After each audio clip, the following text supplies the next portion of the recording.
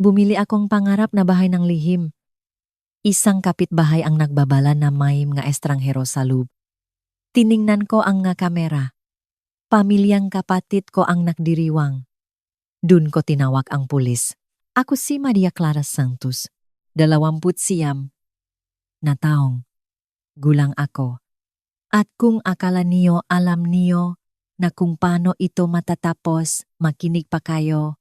Ano ang mangyayari kapag ang susi na pinahirapan mo ng buong buhay ay ninakaw bago mo pa man mahawakan ang pinto? Nanginginig ang screen ng cellphone ko. Nga lobo. Tawanan. Tunog nga plato. Mga anak ng kapatid ko na tumatakbo sa aking makintap na sahig na kahoy. Ang asawang kapatid ko na hawak ang basong ngalak na parang siya ang may-ari. At ang kapatid ko na nakatayo ng matangkat sa gitna, nakangiti, nagbibigay ng tos na parang ang bahay na ito ay kanyang kaharian. Aking kaharian, ang bahay na iyon ay naging lihim kong obsesyon sa loop ngang maraming taon. Ang bahay na may hardin na puno ngang halaman sa harap. Puting pader. At nakatayo sa isang subdivision sa labas ngang Maynila. Malapit sa lawa na sumisilay. Sa paglubong ngang araw. Nagtrabaho ako ng double shift. Ibinenta ang sasakyan ko. At namuhay sa pansit at kanin ng ilang buwan para lang makabuo ng down payment. Walang nakakalam na naipasara ko na ang deal. Kahit ang magulang ko, lalo na ang kapatid ko. Pero nandito sila, nagdiriwang sa loop, parang walang halaga ang mga sakripisyo ko, ang aking lihim. Sumikip ang dibdib ko habang lalong lumalakas ang tawanan sa feed. Hindi eksagrado ang kapitbahay. Hindi lang sila nasa loob. Sila ay sumalakay, nanirahan, at inangkin ito. Pinindot ko ang tawag sa pulisya nang nanginginig ang kamay. Matatak ang boses ko dahil sa galit. Opo, ito si Maria Clara Santos. May-ari ako ngang bahay sa Lakeside Subdivision. May mataong walang karapatan sa loop. Kilala niyo ba sila? Tanong ng dispatcher. Tinitigan ko ang mapang uyam na muka ng kapatid ko sa screen. Opo, bulong ko. Kilala ko sila ng sobra. Nang ibaba ko ang tawag, isang bagay ang sumiklap sa isip ko na parang apoy. Akala nila hindi ko malalaman. Akala nila hindi ako lalaban. Pero ang bahay na ito ay may pangalan ko. At ngayong gabi, malalaman ding lahat ang katotohanan. Dumating ang pulang at asul na ilaw sa daanan bago pa man ako makahinga ng maayos. Mula sa sasakyan ko sa kabila ng kalye, pinanood ko ang dalawang pulis na lumapit sa pintuan. Sa loop, sa glow ng camera feed, nakita ko ang pagalaw. Ang asawang ang kapatid ko na nagmamadaling itago ang nga baso nga alak, ang mabata na pinatahimik at itinulak pataas. Pagkatapos ay binuksan ng kapatid ko ang pinto, suwat ang ngiti na alam ko ng husto, yung ngiti na ginagamit niya kapag akala niya ay mapapawi ng kanyang charm ang pagnanakaw. Magandang gabi po, mga sir, sabi niya ng maayos. Ano po ang may tutulong ko? Tinanong nila ang patunayang paninirahan. Natigilan siya, na kunwaring inosente, pamilya po ito. Matagal na po kaming nandito. Pamilya? Nanigas ang pangako. Dun ako lumabas ng sasakyan, hawak ang folder. Ang titulo, ang papeles ng utang, ang mga dokumentong pagbili, lahat ng lagda at bawat piso ay nagmula sa akin. Malamig ang hangin ng gabi habang naglalakad ako papunta sa daanan. Nawala agad ang ngiti ng kapatid ko nang makita niya ako. Akin itong bahay, sabi ko, ang boses ko ay tumagos sa dilim. Hindi sa inyo, hindi sa atin. Akin. Tiningnan ng mapulis ang isa't isa. Kinuhangang isa ang folder at binasa ang mga sertipikadong papeles. Tumingin ang isa sa kapatid ko. Sir, kung wala kayong patunay, kailangan niyong umalis. Sa unang pagkakataon, nakita ko ang takot sa mukha niya. Nanigas ang kamay niya sa pintuan, maputi ang mangga kuko. Lumitaw ang asawa niya sa likod, matinis ang boses. Katawa-tawa ito. Nagsisinungaling siya. Pero hindi mapabulaanan ang papeles. Ibinigay ngang pulis ang folder sa akin ng may tango.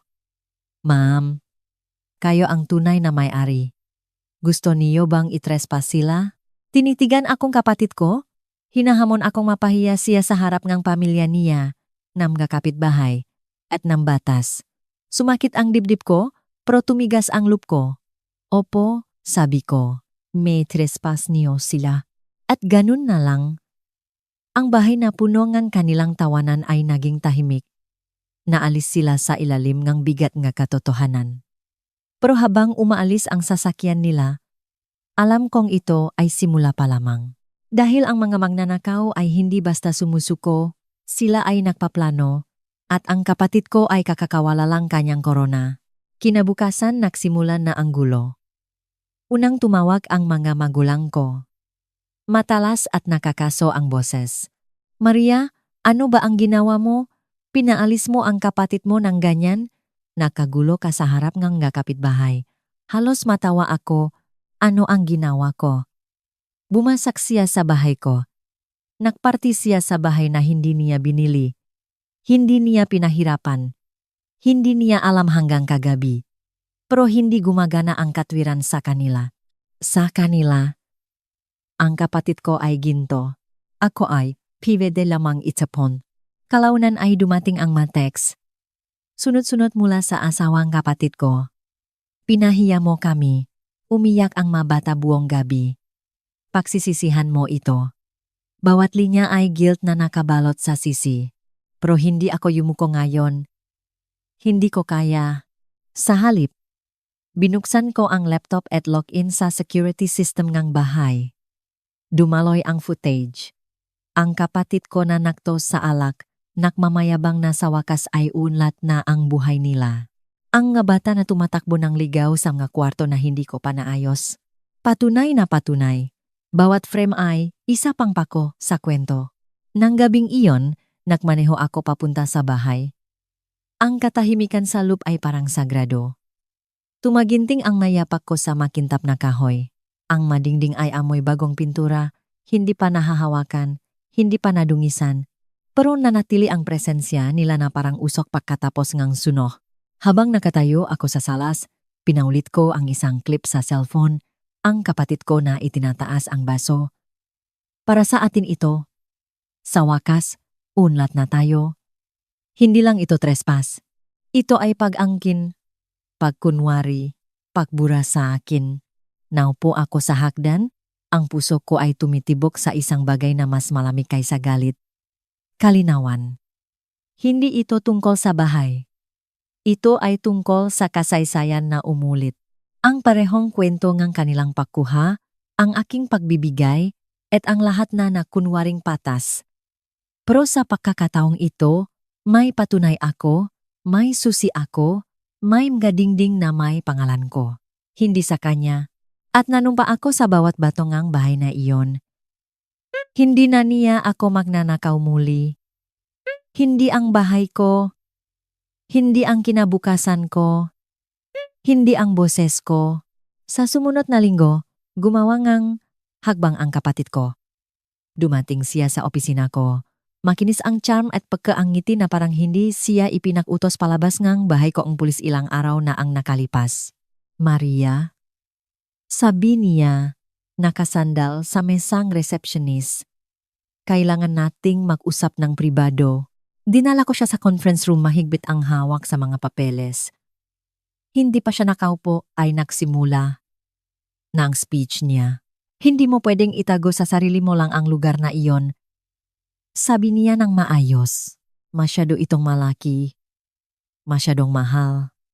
Sa tingin ni nanay at tatay, dapat itong maging tahanan ng pamilya na pagbabahagyan natin lahat. Halos matawa ako. Ibahagi? Ibig sabihin ba ay ang paraan na ibinahagi mo ito sa pamamagitan ng pagbasak at pagdiriwang na parang sa iyo? Nagdidilim ang nga mata niya? Nahulog ang maskara. Laging naging makasarili ka. Ako ang nagbuhat sa pamilyang ito sa loob ng maraming taon. At ikaw? Pinutol ko siya. Itinapon ang folder sa mesa. Sa loob ay ang titulo, ang kontratae ne utang, ang report NG Pulis. Buhatin ang pamilya sa ano? Sa sweldo ko, sa credit score ko, sa mga sakripisyo ko. Napatalon siya sa report ng pulis, sariwa pa ang tinta. Nanigas ang panga niya pero sinubukan niyang bawin. Kung ilalabas mo ito, sisira ito sa amin. Sa reputasyon ni nanay at tatay, sa akin, sa lahat. Hindi mo namang gusto iyon, di ba? Sa unang pagkakataon, hindi ako nagdalawang isip. Gusto ko ang katotohanan, at kung sisira ang katotohanan sa inyo, iyon ay kasalanan niyo, hindi ko. Lumapit siya, ibinaba ang boses. Isipin mo ng mabuti, Maria. Hindi nakakaligtas ang makapamilya sa kanitong dikman. Tinitigan ko siya ng hindi kumukurap. Kung ganun, baka hindi talaga dapat mabuhay ang pamilya natin. Lumawak ang katahimikan sa pagitan namin. Mabigat at matalim. Kinuha niya ang mapapeles, itinulak pabalik sa mesa, at lumabas ng malakas ang pagbagsak ng pinto. Nanginginig ang salamin. Naupo ako ron, mabilis ang pahinga, lalong lumalim ang pagkaunawa. Hindi lang ito tungkol sa bahay. Ito ay tungkol sa pagbabago ng nga papel na ipinilit nila sa akin mula pagkabata. At sa unang pagkakataon, hindi na ako ang background character sa sarili kong kwento. Ako ang may akda. At ang aking panulat ay kakaguhit pa lamang ng unang tunay na linya. Kumalat ang mabulong-bulungan ng mas mabilis kaysa sunok sa damo. Noong Biyernes, tumawag ang tiyahin ko. Matalas ang boses na may pahatol. Maria, paano mo nagawa na idamay ang sarili mong kapatid sa pulis? Sabi niya, binili mo ang bahay na iyon gamit ang pera niya? Itinatago mo raw para dayain ang pamilya. Isinara ko ang mga mata. Pinindot ang mga daliri sa sentido. Madaling umikot ang mga kasinungalingan mula sa bibig niya. Tinanggap ng buwang nga kamag-anak na desperadong panatilihing ginto siya. Ang bahay na iyon, sabi ko ng mahinahon, ay binili gamit ang ipon ko, ang overtime ko, ang mga taon ng sakripisyo ko. Walang isang piso mula sa kanya at may patunay ako, pero hindi mahalaga sa kanila ang patunay. Gusto nila ang kwentong pananatilihing maliwanag siya at ako sa anino. Nang gabing iyon, binuksan ko muli ang binder. Idinagdag ko ang bagong ebidensya. Mga screenshot ng draft ng mortgage. Mga wire transfer mula sa account ko. Pati ang email ng pagbati mula sa loan officer ko. Bawat pahina ay isa pang sandata. Tahimik pero matalim. Hindi na ako nangongolekta para sa pamilya. Nangongolekta ako para sa batas. 2 araw pagkatapos, nagain akong restraining order. Itinaas ng opisyal sa desk ang kilay habang binabasa ang statement ko. Nagparty ang kapatid mo sa bahay mo bago ka pa man lumipat. Opo, sabi ko ng matatag. At nakalat siya ngang kasinungalingan para takpan ito. Kailangan kong document ito. Paglabas kong presinto, iba ang pakiramdam ng sikat ng araw. Hindi mas mainit, hindi mas malambot, kundi mas malakas. Parang pumuputol ito sa hamok nga taon kung saan ang nga boses ng pamilya ko ay lumulunod sa sarili ko. Nang gabing iyon, umaling-unggaw muli ang cellphone ko. Sa pagkakataong ito, text mula sa kapatid ko. Kung hindi mo ititigil ito, pagsisisihan mo. Tinitigan ko ang screen, mabilis ang pulso. Akala niya ang banta ay matatakot ako. Akala niya ang takot ang magbabali sa akin sa katahimikan. Pero takot na ang wika ko. Ang katotohanan na ang wika ko. At malapit nang magbagsak ang mga kasinungalingan niya sa bigat nito. Dahil hindi lang ito isang tahanan. Ito ay isang linya na iginuhit sa bato sa pagitan ng buhay na sinubukan niyang nakawin at ng buhay na sa wakas ay inaangkin ko na bilang akin. Binagong restraining order ang lahat. Sa unang pagkakataon, nakatulog ako ng mahimbing nang hindi nagigising sa mga multong yapak o inisip na katok sa pinto. Akin na ang bahay, lubusan. At ang katahimikang dating mabigat ay naging baluti na ngayon na pumapalibot sa akin. Pero hindi nawala ang kapatid ko. Nagbago siya ngang taktika. Lumitaw ang mga post sa online. Mga maingat na larawan ng pamilya, niya na nagsisiksikan sa kanilang masikip na upa. Ang nga caption ay puno ngang pagmamartir. May mga taong nagtatago ngayaman habang nagdurusa ang sariling dugo. Ang mga kaibigan niya. Ang mga pinsan namin, pati ang malalayong kamag-anak ay nakakaisa sa comments para purihin ang kanyang sakripisyo at ikahiya ang aking diumano'y kasakiman. Isinabi ko ang bawat screenshot. Marupok ang kasinungalingan, pero walang hanggan ang ebidensya. Sa trabaho, nagpatuloy ako. Mas mahabang oras, promosyon sa abot tanaw. Bawat pisong kinita ko ay nagpapaalala sa akin na ang bahay na iyon ay hindi swerte. Ito ay pinahirapan. Samantala, tumulo ang nga text mula sa mga taong dating nagdududa sa akin. Tahimik na paumanhin, hesitan na mga tanong, nagsimulang kainin ng duda ang kwento niya. Isang gabi, habang sumisilay ang araw sa likod ng lawa, nakatayo ako sa likod na balkonahe. Pinapanood ang nga alon na kumikinang sa tubig. Lumapit ang kapitbahay ko, mga kamay sa bulsa. Tama ang ginawa mo? Sabi niya ng simple. Karamihan ng tao ay susuko sa pressure ng pamilya. Pero ikaw, iginuhit mo ang linya. Matagal na nanatili sa isip ko ang mga salita niya pagkatapos niyang umalis. Isang linya? Iyon ang bahay na ito. Hindi lang pader at bubong, kundi isang deklarasyon. Hindi na ako papayak na burahin, pababain, o nakawin muli. Kalaunan ng gabing iyon, may isa pang mensahe. Sa pagkakataong ito mula sa tatay, nasasaktan ang kapatid mo. Pwede bang bigyan mo na lang siyang parte para sa kapayapaan? Inilagay ko ang cellphone. Matatak ang puso. Ang kapayapaang itinayo sa pagnanakaw ay hindi kapayapaan. Ito ay paksuko. Tiningnan ko ang paligid sa tahanan na inukit ko mula sa pawis at sakripisyo. At alam kong maaari nila akong tawaging sakim, maaari nila akong tawaging malamig, maaari nila akong tawaging anuman ang gusto nila. Pero hindi na nila muling tatawaging may-ari ang kapatid ko ng anumang akin. Ang titulo ay may pangalan ko. At gayon din ang kinabukasan. Dumating ang labanan ng mas maaga kaysa inasahan. Isang katok ang umaling-awnaw sa pintuan isang Sabado ng hapon. Sa peephole, nakita ko silang lahat, ang mamagulang ko, ang kapatid ko, ang asawa niya. Isang nakakaisang harapan, mamuha na inihanda na parang papasok sa negosasyon sa boardroom. Binuksan ko ang pinto pero hindi ako umurong. Ano ang gusto niyo? Ang boses ni nanay ay matamis. Maria, anak, huwag, nating gawing pangit ito. Gusto lang namin ang patas. Patas?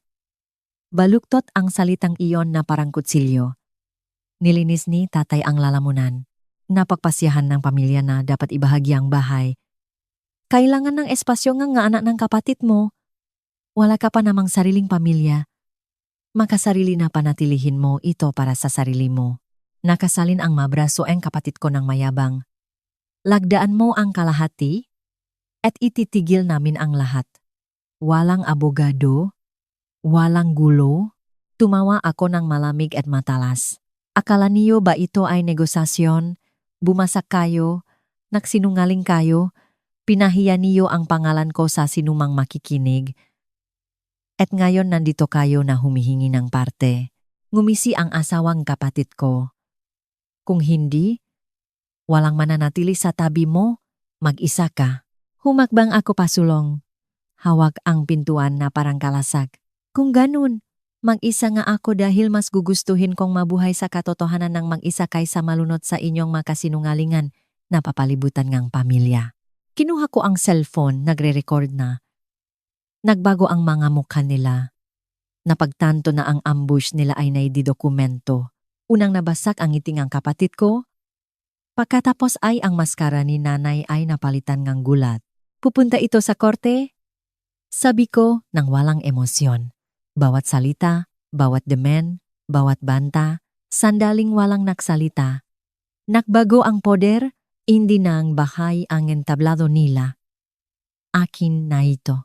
Sa wakas, bulong ni tatay. Halika na, at tumalikod. Isa-isa silang sumunod, umatras sa daanan na parang anino sa paksikat ng araw.